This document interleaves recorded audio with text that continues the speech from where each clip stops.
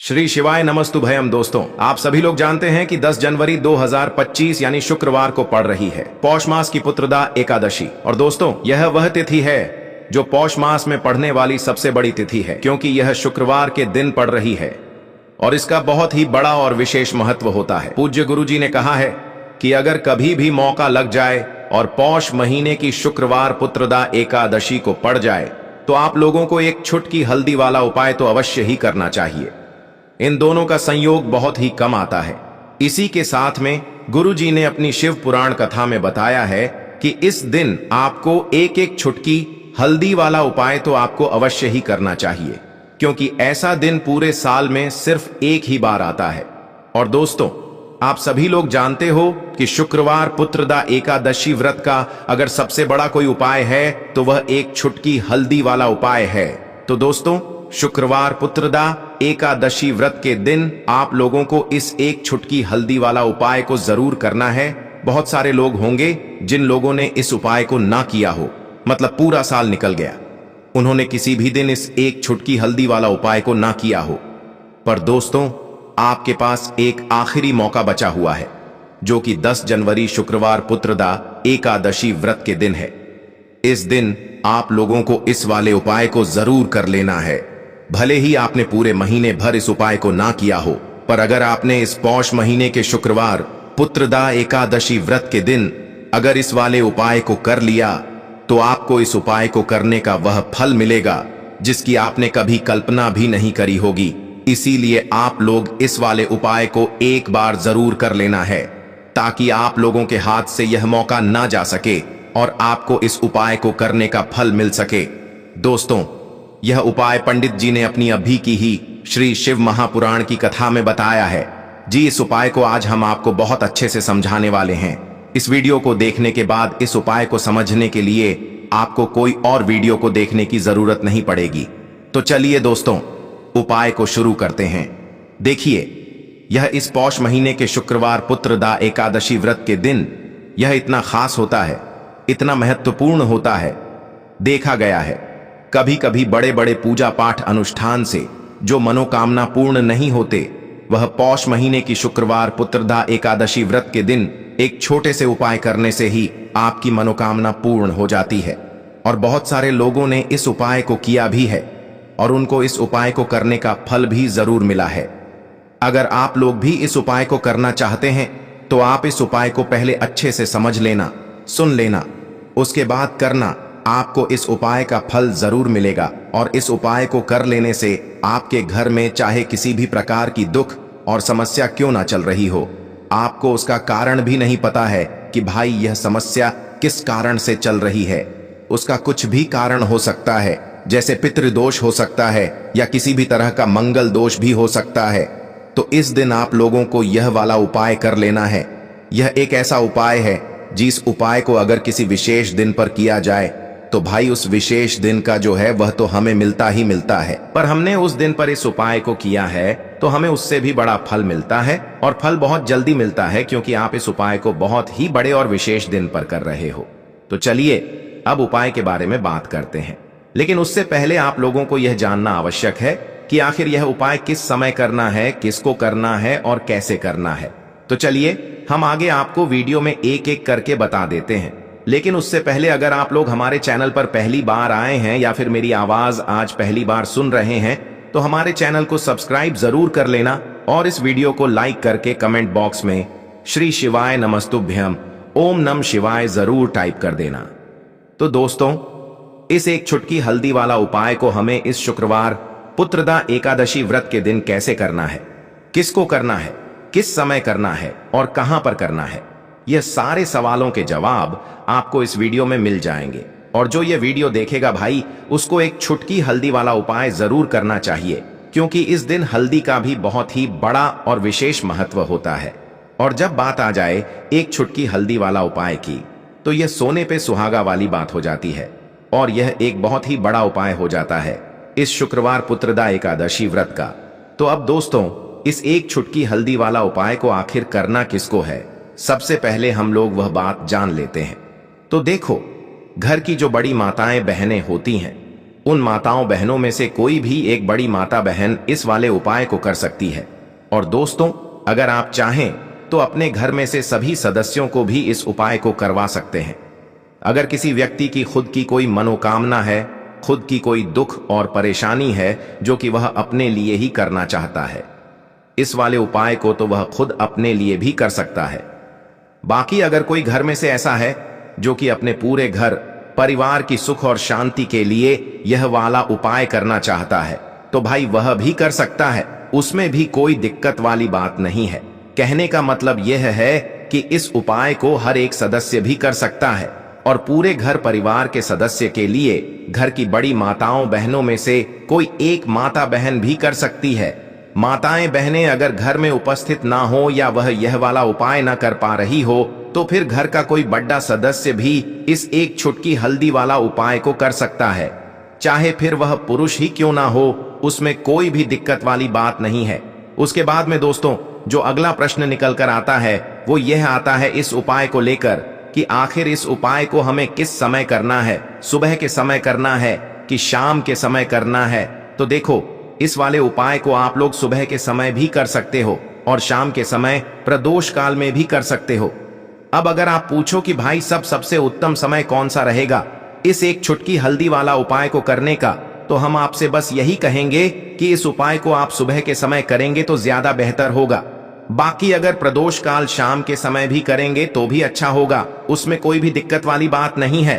तो अब दोस्तों, जो अगली सबसे बड़ी और महत्वपूर्ण बात आती है वह यह आती है कि सुबह अगर हम उपाय को करेंगे तो हमें कितने बजे से लेकर कितने बजे तक के बीच में करना है, और शाम के समय प्रदोष काल में करेंगे तो हमें कितने बजे से लेकर कितने बजे के बीच में करना है। तो देखो, सुबह जितनी जल्दी हो सके आप उपाय को करने की कोशिश करना। बाकी अगर किसी कारणवश लेट भी हो जाओ, थोड़ी देर भी हो जाए, तो 10 या 11 बजे तक भी आप उपाय कर लेना, पर 12 बजे से ज्यादा देरी ना हो, ठीक है? इस बात का ध्यान रखना। उसके बाद में दोस्तों, अगर शाम के समय प्रदोष काल की बात करें, प्रदोष काल का जो समय होता है वो शाम के 6 बजे से शुरू हो जाता है। मतलब शाम के 6 बजे से लेकर 7 बजे के बीच का जो समय होता है, यह समय प्रदोष काल का समय होता है। तो आप इस उपाय को 7 या 8 बजे के बीच में भी कर सकते हो। मतलब शाम के 6 बजे से रात 8 बजे के बीच में आप कभी भी इस वाले उपाय को कर सकते हो, उसमें कोई भी दिक्कत वाली बात नहीं है। देखिए, आज के इस पूरे वीडियो में हम पूज्य गुरुजी द्वारा बताए गए 3 बहुत ही चमत्कारी उपायों के बारे में जानेंगे। देखिए, पहला और दूसरा उपाय बहुत ही खास होने वाला है और तीसरे उपाय को करने से बिल्कुल भी मत चूकना। तो चलिए दोस्तों, जान लेते हैं गुरुजी द्वारा बताए गए पहले विशेष और चमत्कारी उपाय के बारे में। देखिए, इस उपाय के लिए आपको एक दीपक लेना है और दीपक आपको विशेषकर आटे का ही बनाना है। आपको अपने घर पर शुद्ध आटा मनकर उसका एक दीपक तैयार करना है, क्योंकि आटे का दीपक सभी दीपक में सर्वश्रेष्ठ माना गया है। तो आपको एक आटे का दीपक बनाना है। इस दीपक के अंदर आपको शुद्ध घी का प्रयोग करना होगा। देखिए, इस दीपक में आपको विशेषकर लंबी बाती का प्रयोग करना होगा। देखिए, लंबी बाती का दीपक हम विशेषकर माता लक्ष्मी के निमित्त प्रज्वलित करते हैं, इसीलिए हमें इस दीपक में लंबी बाती का प्रयोग करना है। लंबी बाती जो है, आप मोली वाला जो धागा आता है कलावा का, उसकी आपको इस दीपक के अंदर प्रयोग करना है। इस प्रकार से दीपक को तैयार करने के बाद इसी के साथ में आपको एक हरी इलायची भी लेनी होगी और इसी के साथ में आपको एक छुटकी हल्दी भी लेनी होगी। हल्दी आपको पीसी हुई लेनी है। देखिए, शुक्रवार के दिन हमें धन आकर्षित करने के लिए माता लक्ष्मी के लिए कोई ना कोई उपाय अवश्य ही करना चाहिए, और आज है एकादशी की विशेष तिथि, तो हमें यह उपाय अवश्य ही करना है। बहुत ही शुभ योग है। आज शुक्रवार का दिन है और शुक्रवार पुत्रदा एकादशी की तिथि है। माता लक्ष्मी को इलायची अत्यधिक प्रिय होती है और जब भी हम इलायची का उपाय करते हैं तो इससे हमारे जीवन में धन आकर्षित होता है, माता लक्ष्मी की हमें कृपा प्राप्त होती है। और इस शुक्रवार पुत्रदा एकादशी के दिन यदि हम हल्दी का उपाय करते हैं तो वह भगवान विष्णु को अत्यधिक प्रसन्न करता है।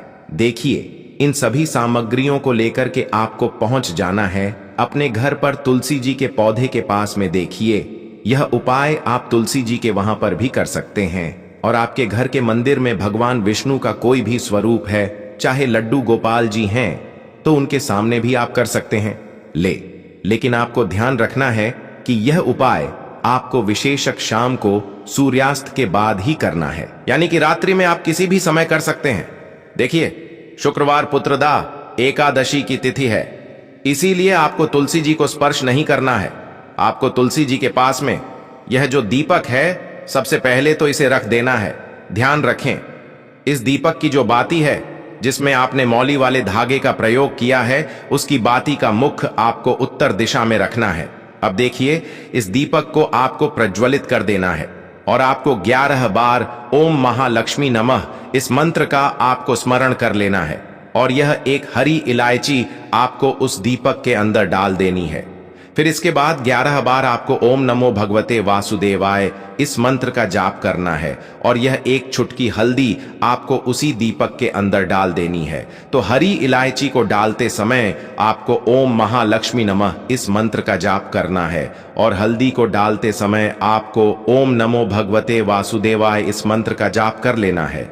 फिर आपको वहीं पर बैठ जाना है और आपको माता लक्ष्मी से, माता तुलसी से और भगवान विष्णु से प्रार्थना कर लेनी है कि हमारे जीवन में जो धन की समस्या है, जीवन में जो दुर्भाग्य बने हुए हैं, जीवन में जो विपत्तियां आ रही हैं, समस्या आ रही है, उन्हें आप समाप्त करें। इस प्रकार से आपको कामना कर लेनी है। पूज्य गुरु जी ने बताया है कि शुक्रवार पुत्रदा एकादशी की तिथि में जो भी व्यक्ति इलायची वाला और हल्दी वाला उपाय कर लेता है और इस दीपक को प्रज्वलित कर देता है, उसके जीवन में कभी भी धन संपदा की कमी नहीं होती है। अब दोस्तों, हम जान लेते हैं दूसरे विशेष और चमत्कारी उपाय के बारे में। देखिए, इस उपाय के लिए भी आपको एक दीपक लेना होगा। आपको कोशिश करनी है कि शुद्ध आटा मनकर उसका आपको एक दीपक तैयार करना है। अगर इस उपाय के लिए आप आटे का दीपक नहीं तैयार कर पा रहे हैं तो आप मिट्टी का दीपक भी ले सकते हैं। इस दीपक में आपको शुद्ध घी का प्रयोग करना होगा और इसी के साथ में आपको लंबी रुई की बाती का प्रयोग करना होगा। देखिए, लंबी बाती के रूप में आप मोली का जो धागा आता है उसकी बाती भी प्रयोग कर सकते हैं। देखिए, मोली का धागा वही होता है जिसे हम अपने हाथ में बांधते हैं, तो मोली वाले धागे की बाती का प्रयोग आप अपने इस दीपक में कर सकते हैं। अब इसी के साथ में आपको लेने होंगे 7 काले तिल के दाने सेवन। काले तिल के दाने आपको ले लेने हैं और इन सभी सामग्रियों को लेकर के आपको पहुंचना है भगवान शिव के मंदिर में। देखिए, यह उपाय भी विशेषकर आपको एकादशी की तिथि पर शाम को, यानी कि सूर्यास्त के बाद में ही करना होगा। देखिए, इस दीपक को आप भगवान शिव के मंदिर में भी प्रज्वलित कर सकते हैं, साथ ही साथ पीपल के वृक्ष के वहां पर भी प्रज्वलित कर सकते हैं। देखिए, शिव मंदिर पहुंचने के बाद आपको जो दीपक हैं, सबसे पहले तो भगवान शिव के सामने प्रज्वलित कर देना है। दीपक की जो बाती है उसका मुख आपको उत्तर दिशा की ओर रखना है और आपको ओम नमः शिवाय इस मंत्र का जाप करते हुए इस दीपक को प्रज्वलित कर देना है। फिर आप जो काले तिल के दाने लेकर के आए हैं, उन्हें आपको एक एक करके उस दीपक के अंदर डालते जाना है और आपको श्री शिवाय नमस्तुभयम या फिर ओम नमः शिवाय इस मंत्र का जाप करते रहना है कि आपको 7 काले तिल के दाने 7 बार श्री शिवाय नमस्तुभयम इस मंत्र का जाप करते हुए एक एक काले तेल का दाना आपको दीपक के अंदर डाल देना है। दीपक को प्रज्वलित करने के बाद आपको अपनी मनोकामना को बोल देना है और फिर वापस आपको अपने घर आ जाना है। आपकी जो भी मनोकामना हो, चाहे धन से जुड़ी मनोकामना हो, व्यापार से जुड़ी कोई मनोकामना हो, नौकरी से जुड़ी यदि कोई मनोकामना हो, गृह क्लेश को लेकर कोई भी आपकी मनोकामना हो, तो उसे आपको बोल देना है। गुरुजी ने बताया है कि जो भी व्यक्ति इस एकादशी की तिथि पर शिव मंदिर जाकर के यह दीपक प्रज्वलित कर देता है, उसके जीवन की सारी मनोकामनाएं महादेव की कृपा से परिपूर्ण हो जाती हैं। अब दोस्तों, हम जान लेते हैं तीसरे विशेष उपाय के बारे में। इस उपाय के लिए आपको मात्र 2 दीपक लेने होंगे। दोनों ही दीपक आप मिट्टी के भी ले सकते हैं। दोनों ही दीपक आप शुद्ध आटा मनकर उनके भी तैयार कर सकते हैं। अब देखिए दोस्तों, दोनों ही दीपक में आपको एक दीपक के अंदर तो गोल बाती का प्रयोग करना है, एक दीपक के अंदर आपको लंबी बाती का प्रयोग करना है। तो एक गोल बाती का दीपक तैयार करें, एक लंबी बाती का दीपक तैयार करें।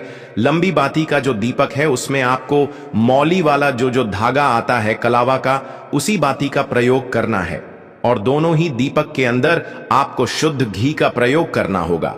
अब देखिए, इसी के साथ में आपको 11 काले तिल के दाने लेने होंगे और इसी के साथ में आपको मात्र 1 चुटकी हल्दी लेनी होगी।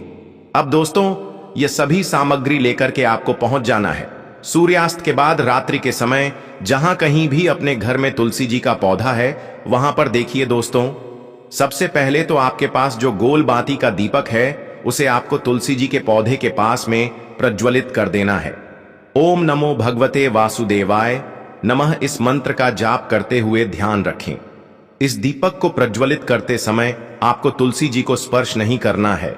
देखिए, अब जो आपके पास 11 काले तिल के दाने हैं उन्हें आपको उस दीपक के ऊपर से 11 बार घड़ी की दिशा में घुमाना है।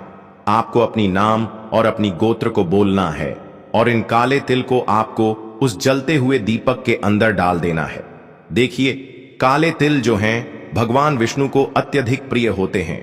भगवान विष्णु के पसीने से उत्पन्न हुए हैं और काले तिल से युक्त जब भी हम गोल बाती का दीपक प्रज्वलित करते हैं, शुक्रवार, पुत्रदा, एकादशी की तिथि पर, तो इससे हमारे कर्ज की समस्या समाप्त होती है। हमारे जीवन में धन प्राप्ति के नए नए मार्ग खुलते हैं। हमारा कोई भी कार्य अगर रुका हुआ है तो वह भी भगवान विष्णु की कृपा से परिपूर्ण होता है, क्योंकि गोल बाती का जो दीपक है वह हम भगवान विष्णु के निमित्त ही प्रज्वलित कर रहे हैं।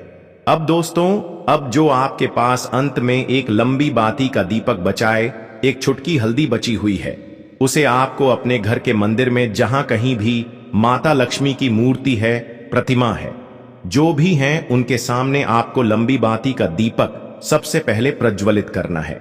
देखिए, लंबी बाती का दीपक हम इसलिए प्रज्वलित करेंगे क्योंकि धन की समस्या जो है वह माता लक्ष्मी की कृपा से दूर होगी। तो लंबी बाती वाले दीपक की जो बाती का मुख है वह आपको माता लक्ष्मी के सामने रखना है और आपको इस दीपक को प्रज्वलित कर देना है। अब दोस्तों, आपके पास जो एक चुटकी हल्दी है उसे आपको उस जलते हुए दीपक के अंदर डाल देनी है। हल्दी वाले दीपक को एकादशी के दिन प्रज्वलित करने से हमारे जीवन का दुर्भाग्य समाप्त होता है, साथ ही साथ जीवन से जो धन की समस्या है वह भी समाप्त होती है। तो इस प्रकार से जीवन की धन की समस्याओं को समाप्त करने के लिए आपको यह हल्दी वाला दीपक भी प्रज्वलित कर लेना है। तो दोस्तों, आज के इस वीडियो में हमने आपको एकादशी पर किए जाने वाले 3 चमत्कारी उपाय बताए हैं। जो भी आपके लिए उचित हैं, सरल हैं, उसे आप कर सकते हैं। यदि उपाय से जुड़ा किसी भी प्रकार का सवाल है तो कमेंट में पूछ लें। उपाय को करते समय आप किसी भी प्रकार की गलतियां ना करें।